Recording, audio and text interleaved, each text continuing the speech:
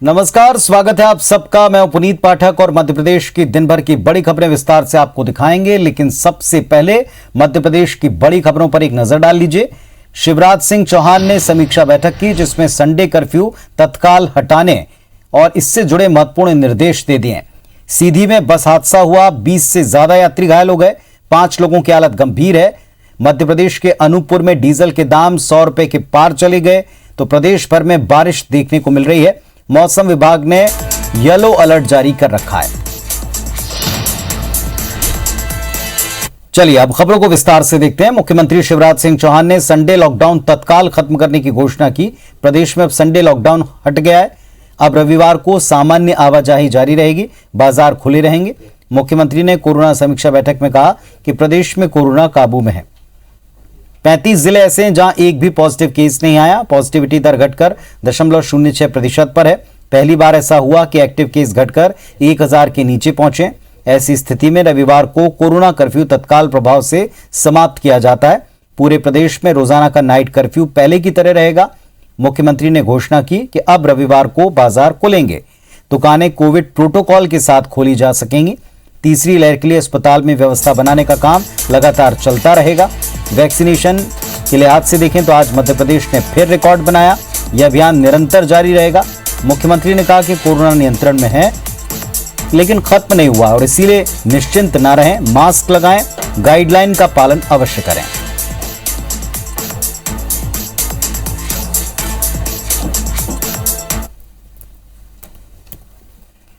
जबलपुर में बीजेपी सांसद मेनका गांधी का विरोध हो रहा है। दरअसल मेनका गांधी और चंडीगढ़ में प्रैक्टिस कर रहे वेटनरी डॉक्टर विकास शर्मा की बीच की बातचीत का ऑडियो वायरल हुआ।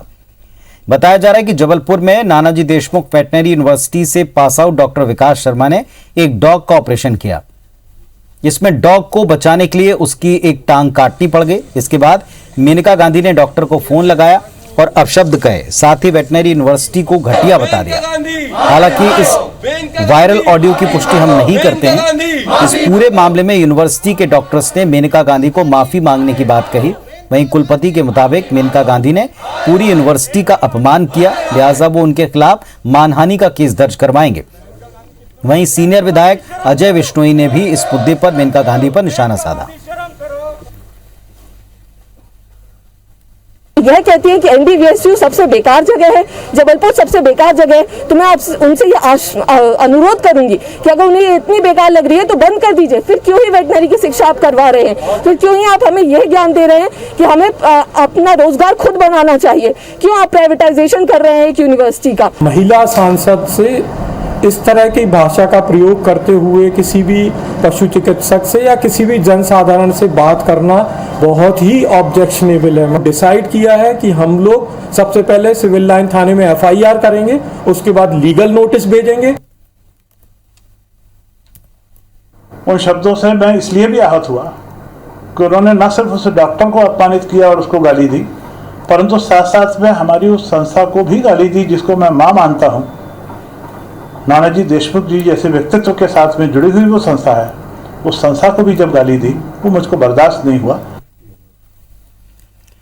बीजेपी के प्रदेश प्रभारी मुरलीधर राव ने प्रेस कॉन्फ्रेंस कर कई मुद्दों पर स्थिति स्पष्ट की। मुरलीधर राव ने कहा कि आतंकियों को सम्मान देने वाली कांग्रेस सांप्रदायिकता की राजनीति कर रही है, अराजक तत्वों को संरक्षण दे रही है। इसके अलावा 2023 के विधानसभा चुनाव में शिवराज सिंह चौहान की भूमिका के सवाल पर राव ने कहा कि मैं राजनीति में हूं लेकिन भविष्यवक्ता नहीं हूं। साथ ही उन्होंने कहा सत्ता को संगठन के अनुसार चलना होगा।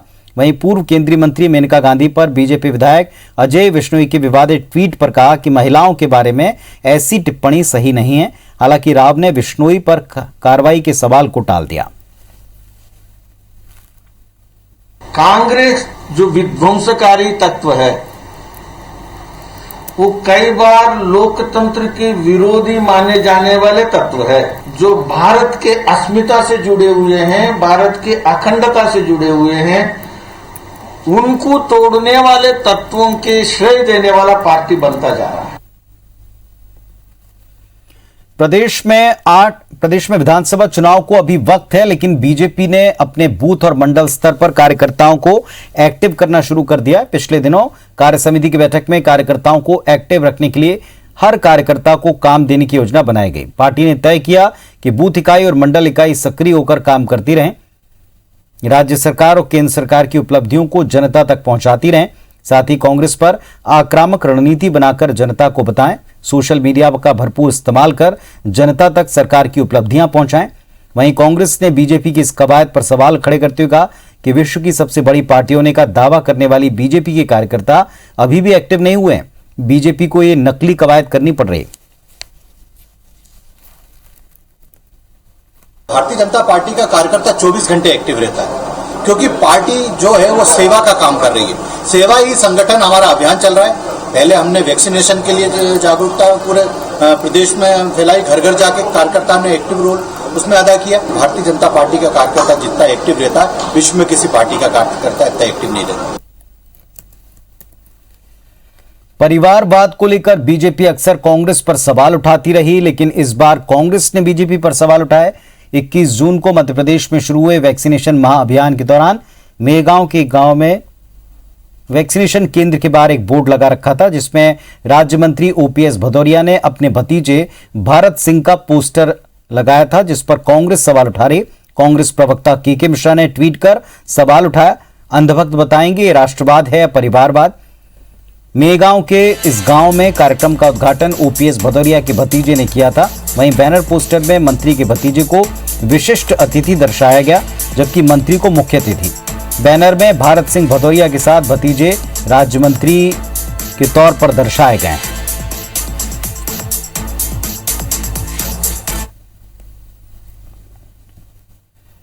राज्यसभा सांसद दिग्विजय सिंह ने गुना में बीजेपी पर जमकर हमला बोला। उन्होंने कहा कि सीएम शिवराज सिंह चौहान, वीडी शर्मा, कैलाश विजयवर्गीय ने मुझे तालिबानी एजेंट और पाकिस्तानी जैसे कई शब्द कहे। अगर उनके पास कोई सबूत हैं तो मुझ पर केस क्यों नहीं करते, जबकि प्रदेश में तो उनकी सरकार है, देश में आप ही की सत्ता है। वहीं क्लब हाउस चैट वाली पोस्ट को भी बीजेपी ने बढ़ा चढ़ाकर बताया। उन्होंने कहा इस मामले में लीगल एग्जामिन के बाद सोमवार मंगलवार को साइबर सेल में इसकी एफआईआर कराऊंगा। वहीं सोशल मीडिया के इन प्लेटफॉर्म्स का मिसयूज करने के लिए भी सोशल मीडिया को इस बारे में पत्र लिखूंगा।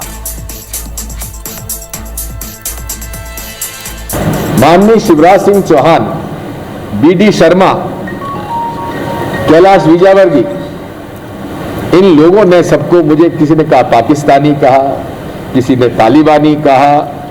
अगर ये सारी सूचनाएं और प्रमाण भाजपा के नेताओं के पास हैं तो दिग्विजय सिंह पर तुम मुकदमा क्यों नहीं दायर करते?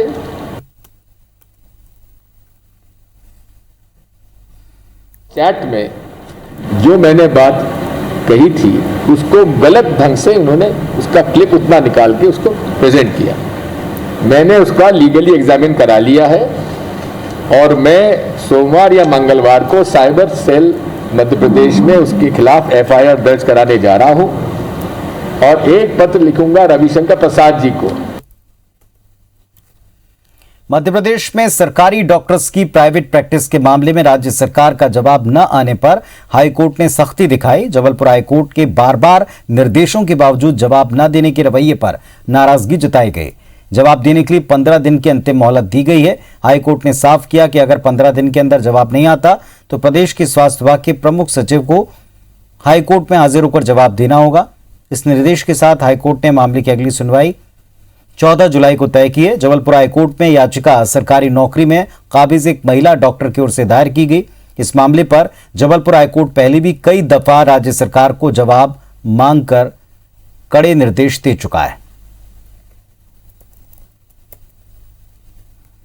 सरकार इसमें जवाब ही नहीं दे पा रही है, तो इसलिए अब प्रीएम्प्टिव ऑर्डर किया है कोर्ट ने कि कहीं 15 दिन के अंदर जवाब नहीं आता है तो principal secretary public health and family welfare department Bhopal, he should be personally present in the court and inform the court what is the position.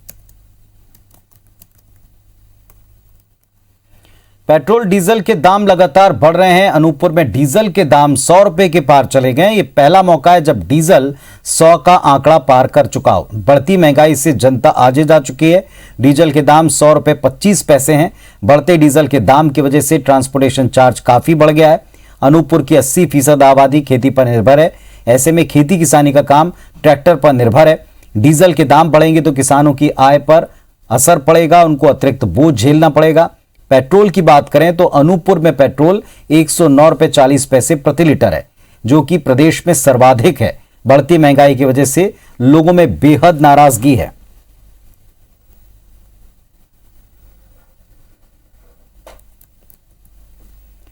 अवैध शराब के खिलाफ हो रही लगातार कार्रवाई से बौखलाए शराब माफिया ने बीती रात थरेट थाने के एक शराब दुकान पर हमला कर दिया और जमकर तोड़फोड़ की।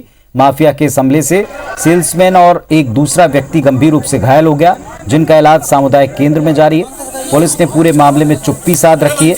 दरअसल 23 जून को पुलिस और आबकारी विभाग ने शराब माफिया पर कार्रवाई की, जिसके बाद यह घटना सामने आई।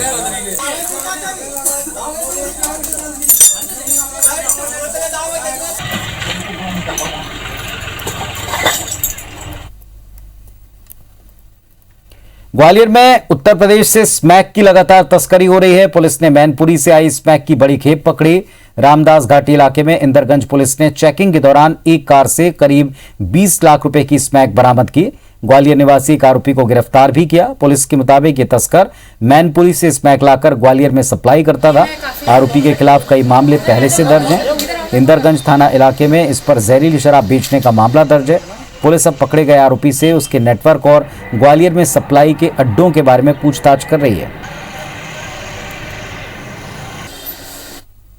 200 ग्राम स्मैक वो पकड़ी गई। उससे पूछताछ करने पे पता लगा कि ये जो वो स्मैक लाता है वो यूपी से लेकर आता है, मैनपुरी इलाके से, और इसके और भी साथी हैं यहाँ पर ग्वालियर में जो कि यहाँ पर ऐसा धंधा कर रहे हैं। अभी उन सबसे पूछताछ की जाएगी। भोपाल में किसान नेता शिव कुमार शर्मा और मेधा पाटकर ने नए कृषि कानूनों के विरोध में प्रदर्शन किया। दिल्ली में कृषि कानून के 26 जनवरी की हिंसा के बाद आंदोलन में फूट पड़ने के 7 महीनों बाद मध्य प्रदेश के किसान एक बार फिर लामबंद हुए, सक्रिय दिखे। मेधा पाटकर गांधी भवन में धरने पर बैठी तो कक्का जी ने राजभवन पहुंचकर अपनी मांगों को लेकर एक ज्ञापन सौंपा। उन्होंने मोदी के कृषि कानूनों को काला कानून बताते हुए कहा कि गृह मंत्री अमित शाह अपनी गलती मान चुके हैं, लेकिन 12 बैठकों के बाद भी सरकार कदम पीछे लेने को तैयार नहीं। ऐसे में अब हम दोबारा दिल्ली कूच करेंगे और इसको लेकर रविवार को एक बैठक है।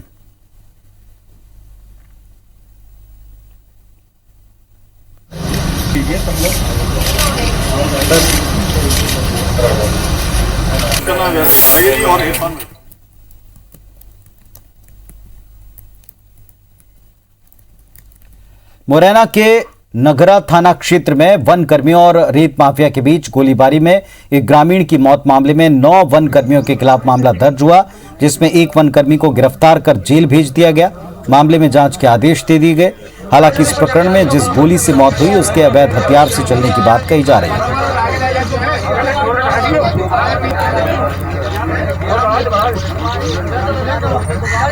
वन विभाग द्वारा एक घटना कारित करना ग्रामीणों द्वारा बताई गई थी नगरा थाने में। इस पर से 302 का एक अपराध पंजीबद्ध किया गया था, जिसमें 9 लोगों को आरोपी बनाया गया था। उनमें एक जो वन आरक्षक है प्रमोद, उसको अभी गिरफ्तार किया गया है। वो ड्यूटी करते टाइम उनके साथ ऐसी अनहोनी घटना हो गई, वो फंस गए बेचारे। तो अब ये तो चलती रहती है, हमेशा पहले भी होती रही है, आगे भी हो सकती हैं। पर यह कि विभाग तो पूरी कोशिश कर रहा है कि उनको निर्दोष ही मुक्त कराया जाए। इसमें जो भी पक्ष हैं उन सभी को जांच के लिए बुलाया जाएगा, उनके कथन लिए जाएंगे। कथन, साक्ष्य और पूरी विवेचना के आधार पर जो भी अभिमत सामने आएगा वो मेरे द्वारा जांच के माध्यम से शासन को और माननीय कलेक्टर महोदय को भेजा जाएगा। छेड़छाड़ के मामले में पीड़िता का बयान लेने के लिए भिंड से ग्वालियर पहुंची महिला डीएसपी और महिला आरक्षक के साथ डीडी नगर स्थित पुलिस चौकी पर पीड़िता के वकील ने अभद्रता की और महिला आरक्षक का मोबाइल छीन लिया। इस छीना झपटी में जब थाना प्रभारी ने हस्तक्षेप किया तो उनके साथ भी बदसलूकी की गई। इसके बाद आरोपी वकील के खिलाफ महाराजपुर थाने में शिकायत दर्ज कर ली गई। दरअसल जब पीड़िता का बयान लिया जा रहा था तभी पीड़िता के वकील ने थाने पहुंचकर बयान लेने का विरोध किया और इसके बाद महिला पुलिस आरक्षक और डीएसपी से बदसलूकी की गई। भिंड से महिला डीएसपी जो महिला सेल की प्रभारी हैं और फरियादिया के बयान ले रहे थे। इस दौरान प्रदीप शर्मा नाम के जो वकील थे और उनके साथ में दिनेश शर्मा, इन्होंने आके अभद्रता की और शासकीय कार्य में बाधा पहुंचाई। इस घटना की रिपोर्ट उनके द्वारा थाना महाराजपुरा में की गई है, अपराध पंजीबद्ध किया गया है। देश भर में सफाई में नंबर 1 रहने वाले इंदौर में हल्की बारिश ने नगर निगम की व्यवस्था की पोल खोलकर रख दी। सीवेज मुक्त बनाने के उद्देश्य से नगर निगम ने नाला आउटफॉल टैपिंग अभियान चलाया था, जिसके तहत शहर की नदियों में मिलने वाले गंदे नालों को बंद कर दिया था। ऐसा करके निगम ने खूब वाहवाही बटोरी, लेकिन अब यही नाला टैपिंग व्यवस्था उनके लिए गले की फांस बनी।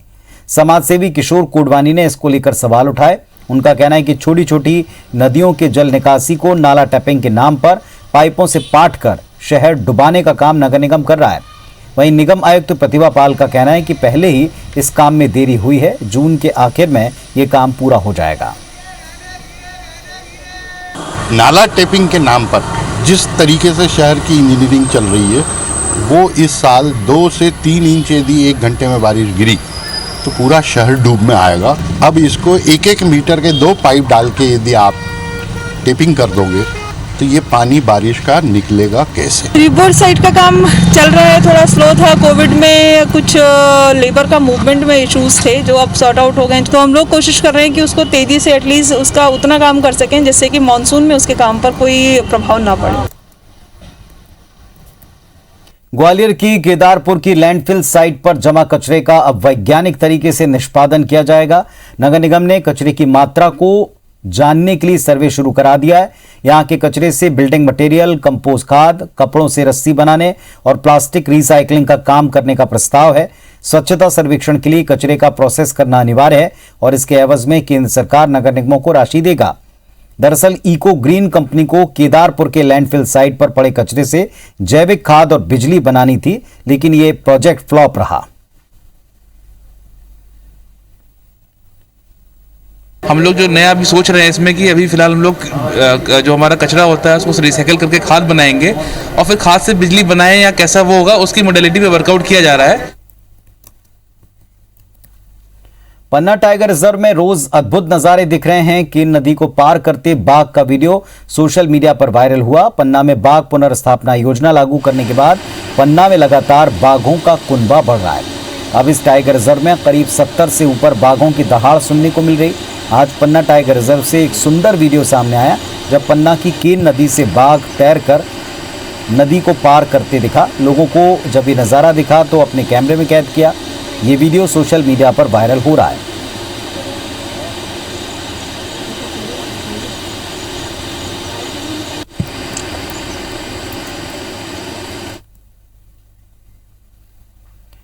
बालाघाट टूरिज्म प्रमोशनल काउंसिल हर साल सारस पक्षियों की गणना करता है। इस साल भी 6 दिनों तक चली गणना में बालाघाट और गोंदिया जिले में 70 से 80 स्थानों पर काउंटिंग की गई, जिसमें बालाघाट जिले में 47 से अधिक सारस पक्षी पाए गए। इसके अलावा गोंदिया जिले में 39 और भंडारा में 2 सारस पाए गए। कलेक्टर ने बताया कि बालाघाट जिले में सबसे अधिक सारस पाए जाना खुशी की बात है। किसानों से अपील की कि सारस के घोंसलों को नुकसान न पहुंचाएं। हर साल 10-12 जोड़े सारस की संख्या में वृद्धि देखी जा सकती है।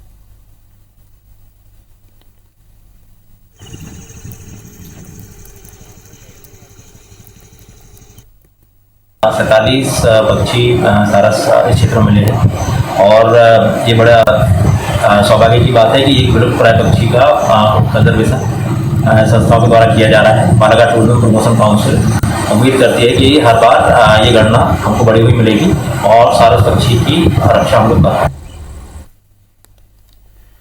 और इस वक्त एक बड़ी खबर आपको बता दें, वैक्सीनेशन में मध्य प्रदेश नंबर 1 बन चुका है। भोपाल से जुड़ी बड़ी खबर, मध्य प्रदेश में वैक्सीनेशन अभियान लगातार जारी है। रिकॉर्ड वैक्सीनेशन आज फिर हुआ। मध्य प्रदेश पूरे देश में आज वैक्सीनेशन के मामले में अव्वल रहा है। मध्य प्रदेश में आज 9,86,100 लोगों को टीका लगा। इंदौर में सबसे ज्यादा 1,50,469 वैक्सीनेशन का काम किया गया।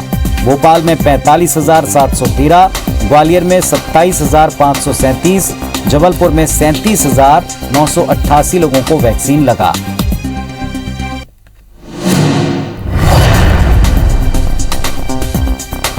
तो लगातार वैक्सीनेशन के मामले में प्रदेश एक के बाद एक कीर्तिमान रच रहा है। 21 तारीख को देश में सर्वाधिक वैक्सीनेशन किया। आज फिर वैक्सीनेशन का रिकॉर्ड बताता है कि मध्य प्रदेश पूरे देश में अव्वल रहा है और इंदौर प्रदेश में अव्वल रहा है। 9,86,100 लोगों को टीका लगा है।